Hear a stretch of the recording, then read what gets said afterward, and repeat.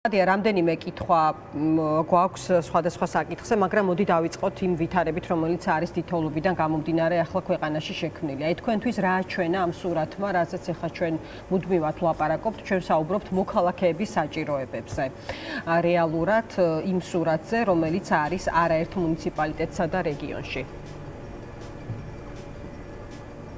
კი, სამწუხარო რეალობაა, საერთოდ საქართველოში ამ განსაკუთრებით ბოლო პერიოდში, თუმცა ეს არ არის მხოლოდ ბოლო რამდენიმე წლისთვის დამახასიათებელი. ეს 2 წელზე მეტი არის ესე გრძელდება. ყველაფერი, რაც წესით ისთვისაც უნდა სახელმწიფო მზად იყოს, მოულოდნელად დაგვეცემა ხოლმე თავს და ის რომ ზამთარში თოვლი მოდის, ან ის რომ ახალი წელი დგება 26 მაისი რომ მოდის, ყველაფერი ხდება სპონტანურად და თითქოს არავითარი მოლოდინი ამისი არ არსებობდა. რაც არსებობს კანონზომიერი მოვლენები, რომელიც კლიმატის ცვლილებასთან ერთად ძალიან ბევრი ქვეყნისთვის მათი პოლიტიკის უმთავრესი სახელმძღვანელო პრინციპი გახდა. იქნება ეს სამაშველო ღონისძიებების დაგეგმა ორგანიზებაში თუ სხვადასხვა სახელმწიფო შესყიდვების განხორციელებაში.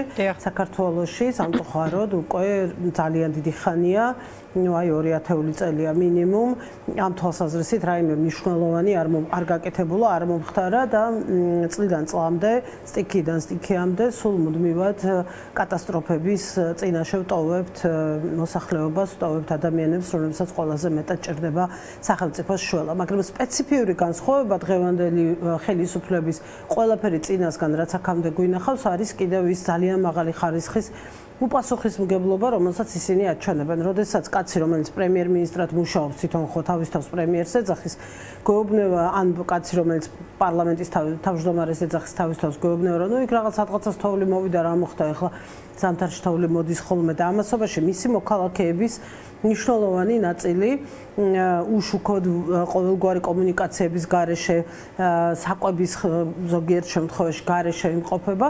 ეს არის რაღაცა სხვა დონის, სხვა მასშტაბის უპასუხისმგებლობა, რასაც ქართული ოცნება აჩვენებს ყოველდღიურად და სულ მუდმივად რაღაც ისეთ რეჟიმში ვართ, რომ აი თუ ძალიან მაგრად იჩხუბებს საზოგადოება, სოციალურ მედიაში იქნება ეს თუ ქუჩაში აქციებით იქნება გაინძრნენ და რამე გააკეთონ და თუ არა, მაშინ თითქოს არაფერი არ ხდება ქვეყანაში. ყველგან არიან გვიან უჭირთ საკუთარი პირველადი უფლებამოსილებების განხორციელება და კონცენტრირებული არიან იმაზე, რომ რამდენიმე 1000 ადამიანი, რომელიც წესით ახლა შტექინ ზონაში უნდა მუშაობდეს, აქტივისტებს დაძდებს თბილისში ჯარიმების ჩასაბარებლად, მაშინ როდესაც აგერ კობახიძემ მოგვახსენა, რომ რაღაცა სადღაც 6000 კაცი მუშაობსა და სიამაყით გვითხრა და ჩვენ ვეუბნებით, რომ 6000 კაცი დაძდებს მომიტინგეებს. ამიტომ რა ვიცი, ცოტა პროპორციების პრობლემა გვაქვს და პრიორიტეტების პრობლემა გვაქვს სერიოზული ქვეყანაში. თინა, ჩვენ რაზე კი შევეხეთ ახლა ამ საკითხს მოქალაქეების საჭიროებიდან გამომდინარე, მაგრამ მთავარი სასაუბრო ამბავი არის ის თუ რა გვაჩვენა და რა დაგვანახა და ან რა დასკვნები უნდა გამოგვეტანა წინა პერიოდში ნანახი მძიმე ამბებიდან. ხომ ეხლა გუშინ ჩვენს ეთერში საუბრობდა ნინო ჩხობაძე, რომელიც მომავალში არანაკლებ საყურადღებო პროცესებზე ლაპარაკობს და მან არაერთხელ ახსენა შოვის ამბავი, ასევე თბილისში დატრიალებული ტრაგედია და თქვა რომ პრობლემა არის ის, რომ ხელისუფლება ჩვენ არ ვსაუბრობთ იმაზე, რომ ის არ მოქმედებს საერთოდ, უბრალოდ არასაკმარისი ძალისხმევა არის ის პირველ რიგში მოქალაქისთვის, რომელიც ახლა რეკავს მაღალმთიანი სოფლიდან და ამბობს, რომ სჭირდება წამალი, სჭირდება საკვები, სჭირდება სამედიცინო მომსახურება. აი ყველაზე მთავარი პრობლემა რა იკრეფება? სამი ძირითადი პრობლემა არის. სამი მთავარი პრობლემაა, თუ ძირითადად უნდა ვილაპარაკოთ. პირველი ის, რომ წლიდან წლამდე ვწმუნდებით, რომ პრევენციული ღონისძიებები არ მუშაობს საერთოდ, ანუ მინიმალურადაც კი არ მუშაობს. აქ იმაზე არ არის ლაპარაკი, რომ ვინმე რაღაცა გადაუდგება წინ სტიქიას. გასაგებია. მაგრამ მინიმალურადაც კი არ მუშაობს პრევენციული ღონისძიებები. მეორე, დიახ, ხელისუფლება მოქმედებს დაგვიანებით. ანუ ერთია რომ პრევენციას არ ახდენს, მეორე, როდესაც პრობლემა იწყება, იმაზე დაგვიანებით იწყებს რეაგირებას. აი ელემენტარულ რამეს გეტყვით, 3 დღე, 4 დღეა ხო, ეს ამბავი არის, მძიმე ფორმით უკვე რაც გამოიხატა. დაგვიანებით ხელისუფლებამ კეთილიანება და გურიაში დაიწყო მოქმედება, ოღონდ ისევ არ გაახსენდა, რომ გურიას აუცილებლად ზემო იმერეთი მოყვებოდა. და უკვე ზემო იმერეთში როცა კატასტროფის წინაშე აღმოჩნდით, ეხლა დაიწყო იმერეთზე ლაპარაკი. ანუ აი ეს რაღაცა მიდევნებული ლამპარივით არის ხელისუფლება იმის ნაცვლად, რომ ერთი პრევენციულად უნდა მოქმედებდეს, სწრაფად მეორე, სწრაფად უნდა მოქმედებდეს და მესამე, რა თქმა უნდა, არასაკმარისი და არასათანადოა ის ძალისხმევა, რომელსაც ხელისუფლება აჩვენებს, იმიტომ რომ კიდევ ერთხელ გავიმეორებ, კლიმატის ცვლილებები არ არის ახალი ამბავი, არც მოულოდნელობა, ელემენტარული ცოდნა ჭირდება, არსებული ინფორმაციის საერთაშორისო მასშტაბით არსებული ინფორმაციის შესწავლა ჭირდება და გაცნობი რეაგირება და მარტივად დაინახავდნენ იმას, თუ რა გველოდება მომავალში. კი, ეს რეაგირება მეორე თემაა, მაგრამ მე ჯერ პრევენციაზე ვლაპარაკობ, ანუ ბევრი რამეა ისეთი, რითიც შეგიძლია ვერ გააჩერებს სტიქიას, მაგრამ შეამსუბუქო რისკები მოსახლეობისთვის. აქ ეს არის ძალიან მთავარი და მნიშვნელოვანი. რამდენად ახერხებს ხელისუფლება შეუმსუბუქოს საკუთარ მოქალაქეებს მდგომარეობა, თუ რაღაცა იყენებს ამ ვითარებას მორიგჯერზე იმისთვის, რომ ხელი გაიშვიროს სადღაცას და რაღაცა ამტკიცოს გაუგებარი იმის თაობაზე, რომ ვიღაცა სხვა არის პასუხისმგებელი და არა თავად თვითონ.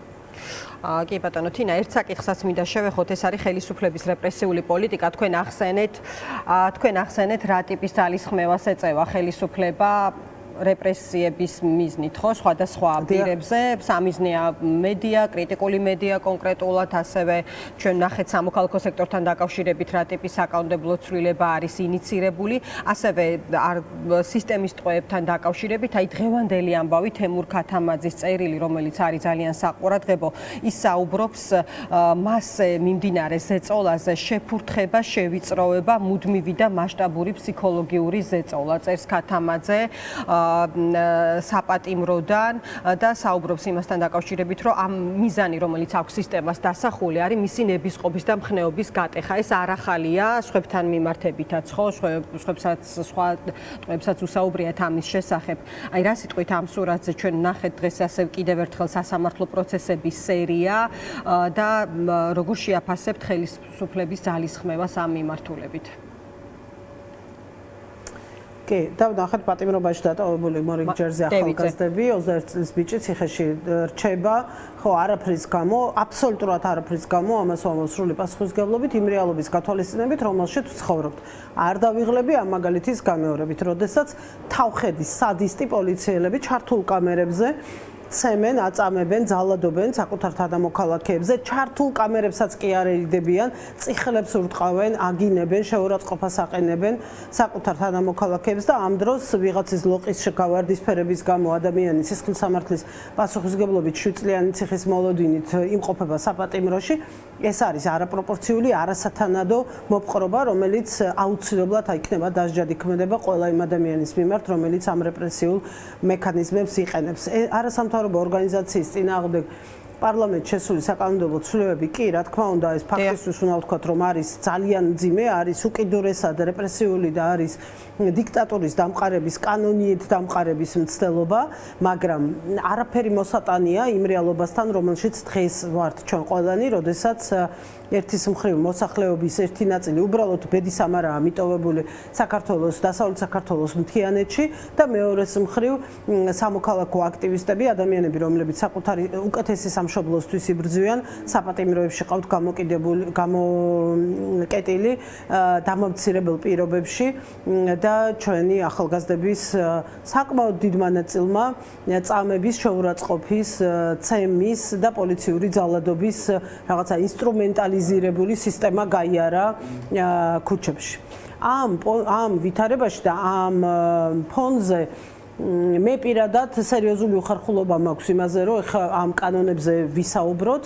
კიდევ ერთხელ გავიმეორებ ფაქტისთვის, რომ რა თქმა უნდა ეს არის რეპრესიული მანქანის მიერ შემოტანული მორიგი სადამსჯელო ოპერაციის მცდელობა და ხას უსვავ ამ სიტყვას მცდელობა, იმიტომ რომ მათ აგვისტოში ჰქონდათ ეს მცდელობა და არაფერი არ გამოუვიდათ, მიიღეს ძალიან ცუდი კანონი, მე თავზე დაიხიეს ეს კანონი და ვერც ერთი დღე ვერ ამოქმედეს, იმიტომ რომ უპრეცედენტო წინააღმდეგობა დახვდათ არასამთავრობო სექტორის და მედიის მხრიდან, იგივე ელოდება ამ ახალ საკანონმდებლო ცვლილებებსაც. ეხლა სისხლის სამართლის პასუხისმგებლობა შემოიტანეს, თითქოს ამის გამო შეგვეშინდება და დავემორჩილებით. წინასწარ ვეუბნებით, არავინ არ აპირებს დაემორჩილოს ამ კანონს, რაც არ უნდა ჩაწერონ შიგ ადგილზე დახვრეტის მუხლიც რო შემოიტანონ. ამიტომ შეუძლიათ იმოქმედონ როგორც უნდათ, ეს არ გააჩერებს პირიქით კიდევ უფრო დაამძიმებს იმ სამოქალაქო წინააღმდეგობას, რომელიც ქვეყანაშია, მათ მოუწევთ ახალ არჩევნებზე წასვლა. პოლიტიკური კრიზისი აქვს თავისი ლოგიკა, გასაგებია, რომ დროში შეუძლია გაწელოს ძალადობრივ რეჟიმს, მაგრამ ის ამას ვერ შეაჩერებს და ვერ გააქრობს და ეს ლოგიკა, რომელიც წინააღმდეგობის მოძრაობას ახლავს, ყოველთვის პოლიტიკური კრიზისის განმოხტვისთვის ერთადერთ ცივილიზებულ, ერთადერთ დემოკრატიულ ფორმას იცნობს, ეს არის ახალი არჩევნები. და ახალი არჩევნები საქართველოში აუცილებლად იქნება და ეს არ იქნება 2028 წელს, ეს იქნება მანამდე. ამიტომ რაც უფრო ნაკლებად გაწირავს საკუთარ თანამოქალაქეებს, გაწირავენ ეს ადამიანები, სასამართლოში მანტიით შემოსილი ჯალათები, რომლებიც უბრალოდ ჩვეულებრივ ჯალათებად იქცნენ ეს მოსამართლეები უკვე, თუ პროკურატურის თანამშრომლები, რაც უფრო ნაკლებად ნაკლებ დროს გამოიყენებენ ამისთვის და სწრაფად მიცემენ ქვეყანას ამოსუნთქვის და პოლიტიკური კრიზისის განმოხტვის საშუალებას, რა თქმა უნდა, უკეთესი იქნება ჩვენი ქვეყნისთვის და ყველა საერთო მომავლისთვის. კი ბატონო თინა, ერთი კითხვა მინდა დაგისვათ, შემდეგ დაუბრუნდებით ისევ დითოვლობის ადგილებს, გვექნება ჩართვა ეპიცენტრიდან, ხარაგაულიდან კონკრეტულად, იქამდე მინდა გთხოვოთ პასუხი რუსეთის დაზვერვის სამსახურის განცხადებაზე, დარწმუნებული ვარ იცნობთ ამ განცხადებას, დღეს ვნახეთ არაერთი შეფასება ამ მიმართულებით, მათ შორის სამოქალაქო სექტორიდან, რომ მთლიანად ევროკავშირის და იდეების დისკრედიტაციას ისახავს მიზნად აღნიშნული განაცხადი. თქვენი შეფასება რა არის ამ საკითხზე? ეცეთ რა არის? ხო მე რა თქმა უნდა ვიზიარებ ამ შეფასებას, მაგრამ ნახევარი ნაბიჯით უკან გადავალ და ცოტა სხვა რამეზე გავაკეთებდი აქცენტს, რა თქმა უნდა რუსეთის სადაზვერვო სამსახურის განცხადება, როდესაც ქვეყანაში არიან ადამიანები, რომლებიც თავის ხელისუფლებას ეძახიან და ერთადერთი ამოცანით არიან დაკავებული 2025 წლის დადგომის პირველი დღიდან მოყოლებული ეს ადამიანების ერთობა რუსთაველის როაში რომ იკრიბება პერიოდულად და თავის პარლამენტს რომ ეძახის, რას მე მინდა რომ ჩვენმა მაყურებელმა ეს იცოდეს ძალიან კარგად და ეს მუდმივად უნდა შევახსენოთ, რითი არიან ეს ხალხი დაკავებული. ყოველ დღე იმ შენობაში საქართველოს პარლამენტი რომ ქვია, ხდება მორიგი საკანონმდებლო ცვლილებების ინიციერება ერთადერთი ამოცანით. უკან დააბრუნონ ყველა ის სიახლე და რეფორმა, რომელიც ასოცირების დღის წესრიგის ფარგლებში განხორციელდა საქართველოში 2012-16 წლებში. ვიღაცას ხელში უჭირავს სია ყველა რეფორმის, რომელიც 2012 წელს, 12-13 წლებში განხორციელდა, სანამ ასოცირების ხელშეკრულებას ხელს მოვაწერდით, იმისაც რომ პროცესი დაჩქარებული იყო და ორივე ასოცირების და თავისუფალი ვაჭრობის ხელშეკრულებების შემდგარი იყო საქართველოსთვის, რასაც შემდეგ უბიზო მიმოსვლა მოყვა. აი ხელში უჭირავს ეს ცვლილებების მთელი სერიალი და უკან აბრუნებს თელ კანონმდებლობას, როგორც ის იყო მანამდე. რითიც ეფექტურად, უკვე არა უბრალოდ პოლიტიკური განცხადებებით, არამედ ეფექტურად გვაშორებს ევროკავშირისგან და ევროკავშირში გაწევრიანების შესაძლებლობიდან. ნებისმიერი ახალი ხელისუფლება, რომელიც მოვა, თუ ამათ ესე გააგრძელეს და დრო ეყოთ, ნულოვან მდგომარეობაში დახვდება ევროკავშირში გაწევრიანების პროცესი და ყველაფრის თავიდან დაწყება მოუწევს. ამიტომ იმის მიუხედავად, რას ამბობს FSB, რუსული დაზვერვა, GRU, რა ვიცი მე, პუტინი თუ კიდევ ვინმე სხვა, მთავარია რას ამბობენ რუსთაველის რვაში ან ინგოროყვაზე დაბუდებული ადამიანები, რომლებიც ამ ქვეყნის ხელისუფლებას ეძახიან საკუთარ თავს, რას ამბობენ, როგორ იქცევიან, რა გადაწყვეტილებებს იღებენ ყოველდღიურად და როგორ უთხრიან ძირს ამ ქვეყნის ევროპულ მომავალს. ეს უნდა გვახსოვდეს ყველას, ამაზე უნდა ვკონცენტრირდებოდეთ. მადლობა. და რა ყველაფერი უნდა გავაკეთოთ იმისთვის, რომ რაც შეიძლება სწრაფად დავასრულოთ ეს მარაზმი, რომელშიც აღმოჩნდით. დიდი მადლობა თინა, დაგემშვიდობებით. ეს